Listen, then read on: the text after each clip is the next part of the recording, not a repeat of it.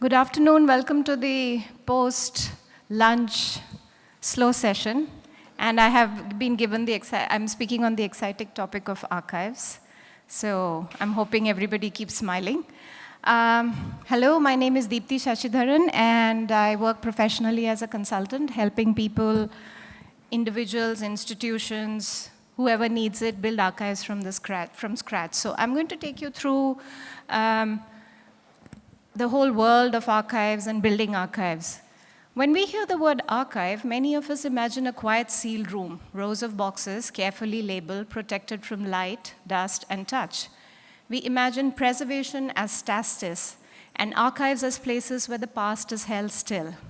But archives are not static. They never have been. The introduction of digital archives into the mix has stirred the concept as digital archives, with their participative options of sharing, commenting, and collaborating, have made memory, history, almost performative.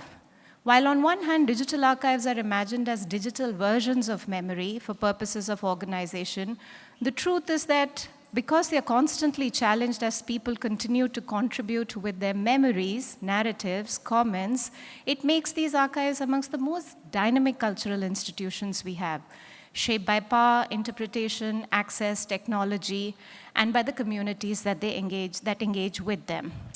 Today, I want to talk about archives not as a variant stack of organized papers and documents, physical or digital, but as a living cultural process and as memory infrastructures.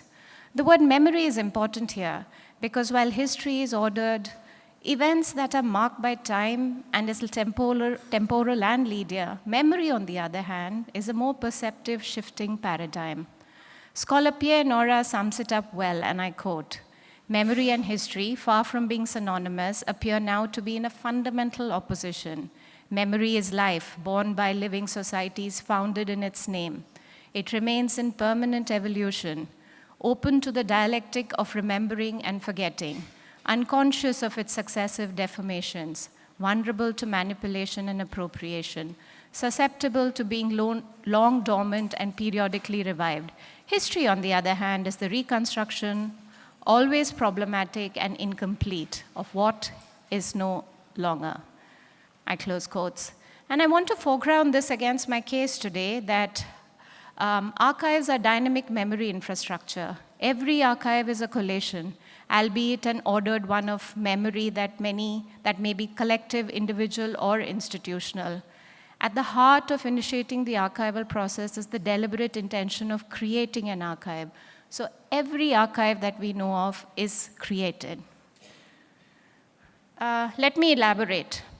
Every archive begins with choices, a decision to keep something for posterity. What is discarded? Who decides?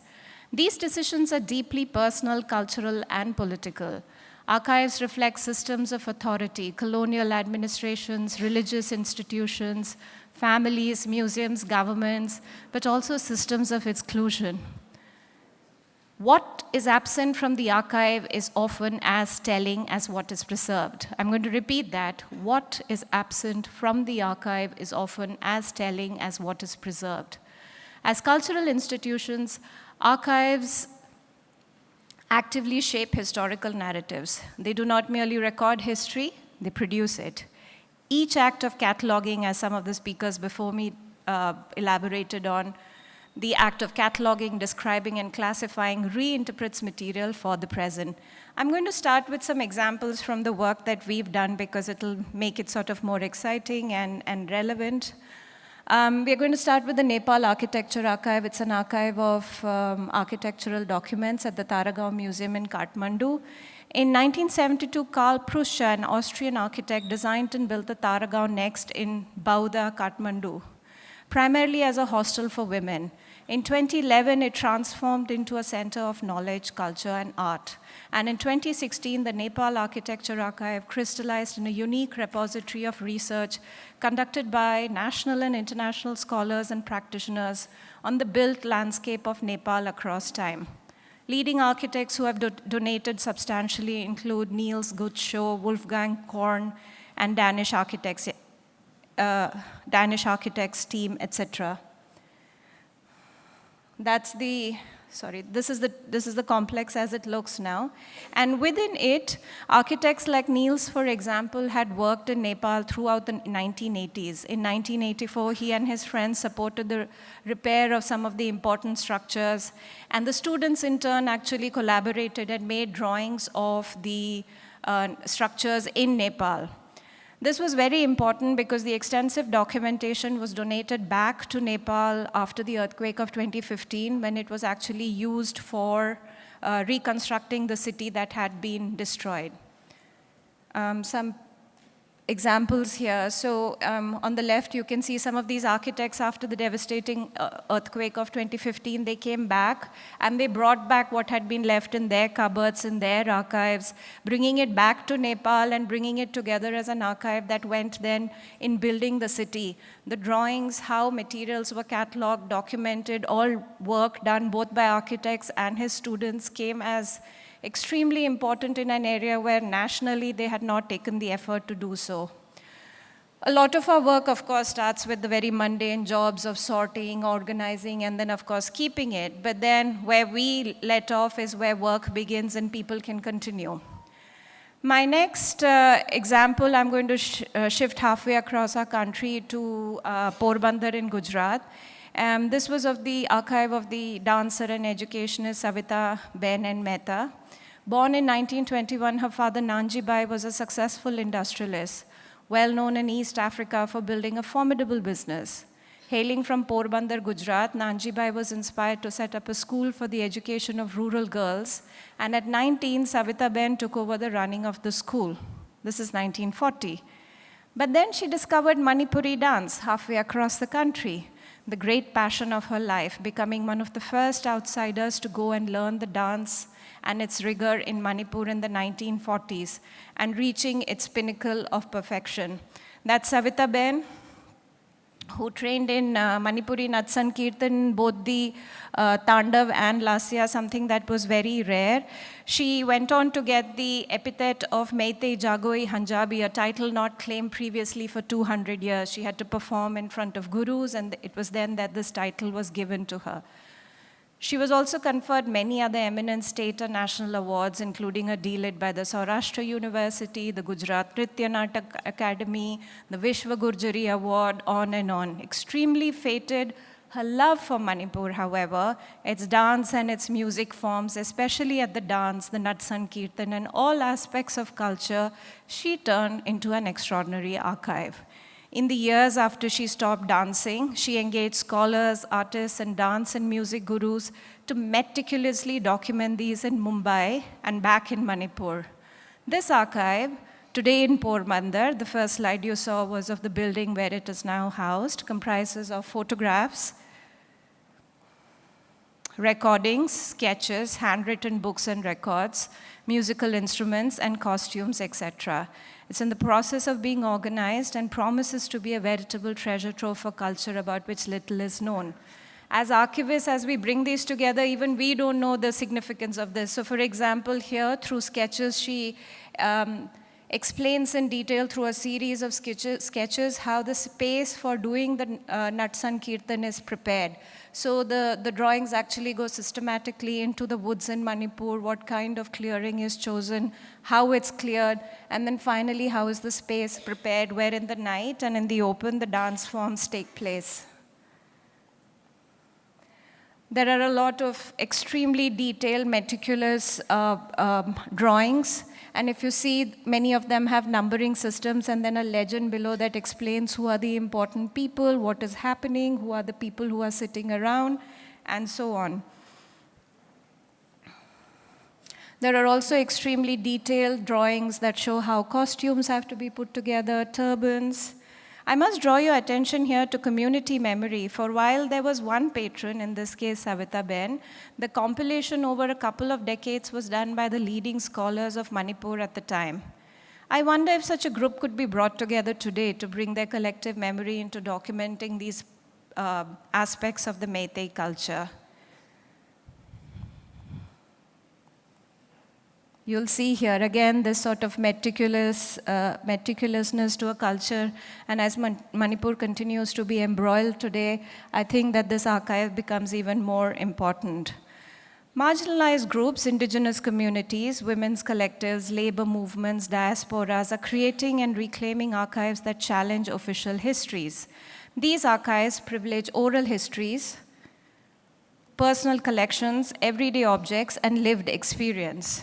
One of the most important developments in recent decades has been the rise of community-led archives and participatory archives. The Northeast India AV Archive, based in Shillong, Meghalaya, accessed in the internet by the same name, is, and I quote, a repository for newsreels, films, photographs, newspapers, audio recordings, etc., unquote. For example, it collaborates with the Pitnagore Cable News, a local Khasi news channel that presented news to the people of Meghalaya every Sunday starting 1999, taking the VHS tapes of a period and bringing them to the world in current formats. In archives, other archives, like the Citizens Archives of India, based in Mumbai, a digital oral history collection that records personal histories and material memory of ordinary people who have seen the India's evolution over the years, the idea is to firmly create a publicly accessible archive. The collection comprises of 700 recorded hours of interviews and over 5,500 documents and objects in 14 languages. It's completely available to the public. In a powerful example, the archive director, Malvika Bhatia, who's a friend of mine, shared with me that after the Me Too movement gained popularity, we found that women in their 80s and 90s told us about their experiences of sexual harassment, even assault, with surprising openness. When we would remind them that they are being recorded and ask them if they would like to turn off the camera off, they always responded, "You know, I've been reading about this Me Too in the news. Until now, I was always ashamed of what happened to me and too scared to tell my friends or my family. But now I've realized that there was nothing to be ashamed of, and it's important for people to speak about it." In both these cases, both the Shillong as well as the Mumbai archive, the archive becomes a space of cultural assertion and self-representation, not the institutional authority alone. Such archives are dynamic because they grow, change, and respond to contemporary needs. They're not closed collections, but evolving ones. I move now to a completely different area. The history of clothing and fashion is also deeply entwined with personal and collective memories and social histories because of material memory, a sense of identity. And so archives of clothing and fashion have also become significant markers of our time. Fashion archives like the ones we set up for designer Tarun Teheliani, or the block printing brand Anokhi or jewelers Amrapali all serve processes of organization and order so that the commercial processes can dip back instantaneously to use archival designs. These are a few shots. This is from the Anokhi Museum, but of course the museum itself derived heavily from an archive that was organized meticulously first, where every design, every type of cloth, the regional variations were all documented, together with, of course, the block prints that run into many thousands that form the archive. It's become a very important trigger, I would say, in bringing the craft form back to public imagination. That's like an archival picture where, when it was first revived, it actually retailed more in the West, where, you know, the sort of hippie culture, I quote, really embraced it. These are tools which were also collected meticulously from the people who do the block printing and also displayed in the museum. At Amrapali, again, the first work we did was document almost 8,000 pieces of jewelry, and that work later transcended into an archive-like museum, very popular today. But here also objects are displayed in a way that both the designers for Amrapali as well as other jewelers can come and look at the sort of types of jewelry, you know, like all the necklaces are organized together, all the anklets and so on, bells and so on. So the archives actually form the foundation for a museum. Like at Anokhi, for example, the archive houses over 50 years of printing blocks, fabric swatches, paper patterns, etc., etc. I'm going to speak a little bit now about custodianship and interpretation. And this is, of course, the Tarun Teheliani archive. He always says that the archives is actually my legacy and, kind of systematizing my memory. So it's at that juncture between what is history, what is memory, where does the archive fit in, and so on.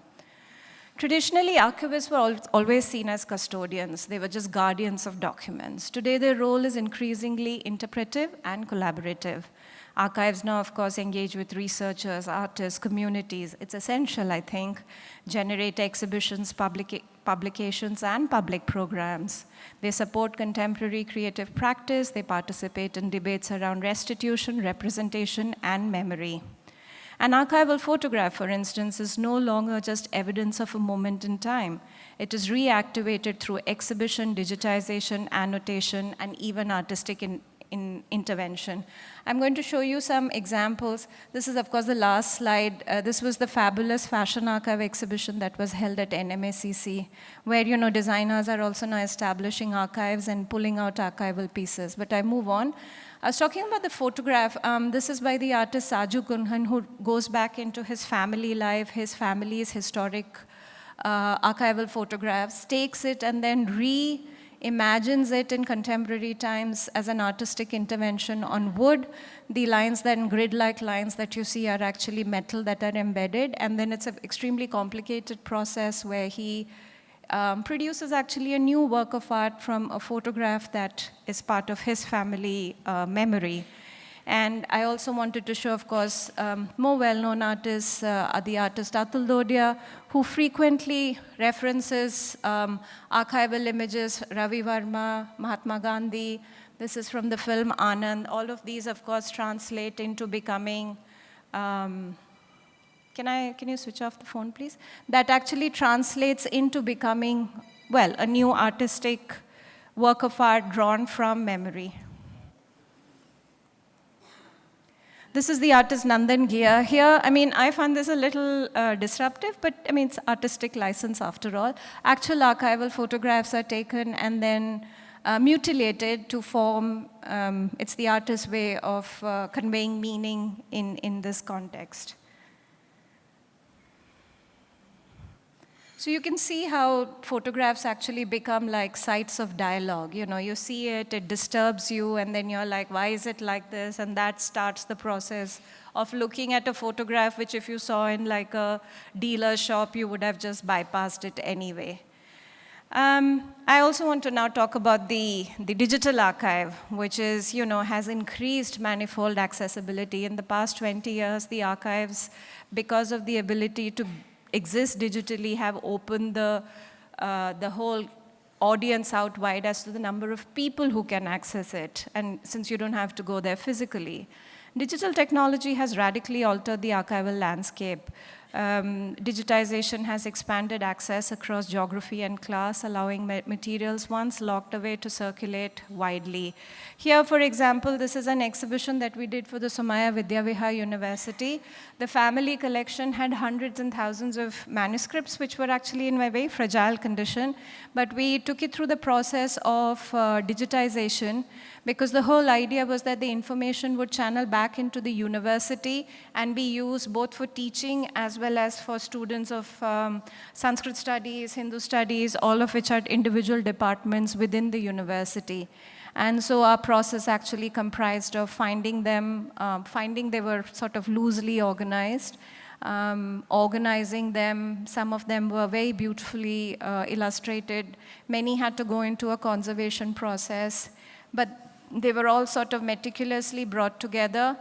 And today they are all available online. I think the website is museum.somaiya.in or edu, one of the two.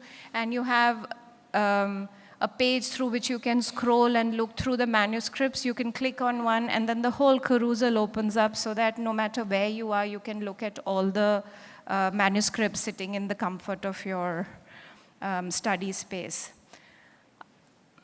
And that's just a clear space of how the sort of process goes through. Digitization unit was set up. Today, technology has also become cheaper. So these options are also available for any institution, really, to take historic information and process it within their own sort of ambit. And students get to learn firsthand what the processes are, tactile, of handling something that's 200 years old, digitizing it, and then finally making it accessible to the world. Archives are also, living institution.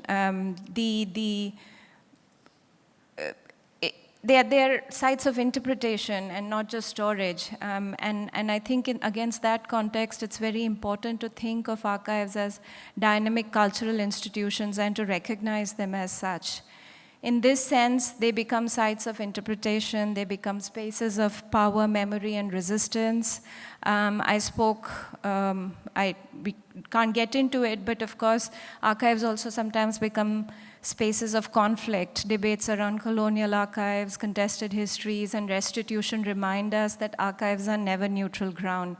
There's a new archive which again exists on the internet known as the Dalit Camera. It's a case in point because it was started by Rais Muhammad and in 2011, and it documents the life in India from the perspective of the Dalit, Adivasi, and Bahujan people, minorities who were never represented, especially in these sort of academic spaces that are known as archives in terms of accessibility. Rereading archives through contemporary lenses, feminist, post-colonial, ecological, also reveal, suppress voices and alternative histories. And this process does not, in my opinion, weaken the archive. It only strengthens it by acknowledging its complexity. To close out, I would like to say that archives are resources for imagining future histories. And in papers day before, as I was preparing to come here, the Punjab Chief Minister formally wrote to his UK envoy to bring back the audio-video archives of the Indian freedom revolutionary Bhagat Singh. The archives are held in Scotland, and they still hold deep significance for the people of Punjab. Archives then are not about fixing meaning forever. They are about enabling meaning to be continually renegotiated. It was very interesting for me that as a community and as a state, the people still wanted this so badly that they were wanting to restitute the entire archives from one country to the other, although they are kept safe in that country as well. I close out by submitting that the archive is not the end of history, but it is where history remains open. Thank you.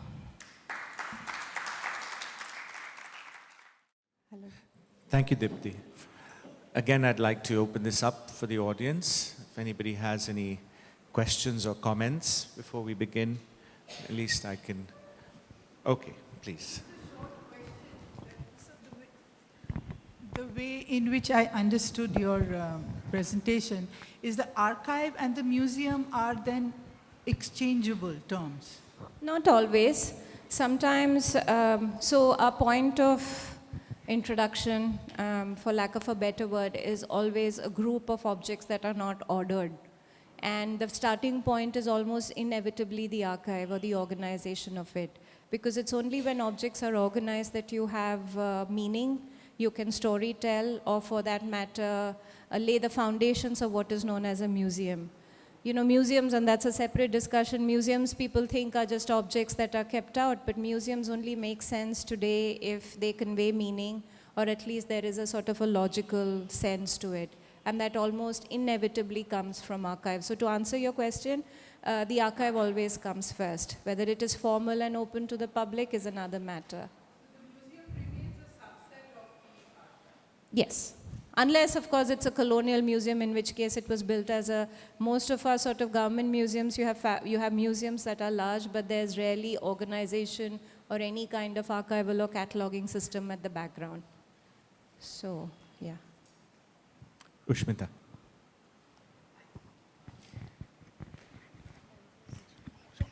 Yeah.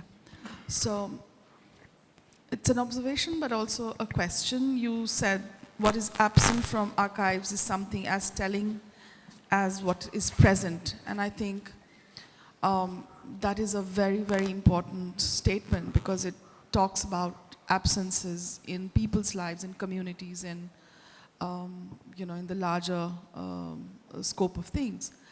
So connecting it to, you have, of course, I think some people in this audience may know and some may not be aware, you and Eka Archives have worked on making the Imami group archives. And when you were working on it, we did have this discussion that there are missing links, there are things that are absent. So how do you then look at such archives, and how do you then make what has now become a legacy center, or in other cases, what might be a personal museum or a personal archive? How do you approach that? It's a great question. So there are two aspects to it. I think in the case of, so I didn't have a chance to speak about it, but a lot of the work we do is also sort of corporate archives, which is corporate archives and institutions that have been built in post-independence, success stories of businesses that have really built the nation. There's a tendency to look at these spaces as, oh, but they're just such a, they're a company, they're doing well, so they've set it up. That's not true. When they started, they too had nothing. They're fabulous stories of success, success in business and making things happen. But to come back to the question that you asked, like I said, there are two parts to it. One is of archives that are already established where things are absent. And I spoke of, the Dalit camera and spaces where entire communities are left out purposely. So there is a need, of course, to look at it, recognize it, and fill in the blanks, like you rightly said, and it's only the doing. In the second part, what you said in the case of Imami, where we have to reconstruct a story, there is always more information more recently than going far back. So that then goes into the realm of research and investigation, where you go and find the links. And an archive, like I said, is always open. The work is always ongoing. It is never done. All of you sitting here, the archive, there are many archives here where you can fill in the blanks, so that work is never done. It takes an army to continue storytelling. It's very interesting. There's a question there? Yeah. I think my question links with the previous answer. But when we look at displacement of tribal craft and how they lost their legacy and how now they are finding their legacy again, is it okay to look at the colonial archives of tea gardens, of coal mines, which documented well images from 1800, but then we can use it Absolutely. to right, Absolutely. we can Sometimes look at and re-examine and connect again. I think Dr. Sethi in the previous presentation, she showed the Watson catalogs. So their catalogs at that point in time when they were constituted, the purpose was perhaps entirely different. But today, textile historians will look at something that was created to promote business, British business, as something today that is looked at what were the crafts and the designs and the textiles still alive 150 years ago. It's absolutely okay. So like the story I said, can be retold again and absolutely. analyzed. With a little, historical assertion, of course. But yes, it can be. Many, even migrant communities in Suriname, you have photographs that are present, but they today tell the story of exploitation and how people migrated with very little to their names. So I think it comes together, and that's the ongoing work of an archive, to look at it with new eyes and to look at it with how we see it today. 100 years from now, we don't know, well, none of us, maybe some of us are around, I don't know, but everything that we look at today, the lens will again change, and that's ongoing. It's very encouraging. Thank you so thank much. you. Thank you. Very interesting discussion so far. Yes. Mike, thank you. Hello.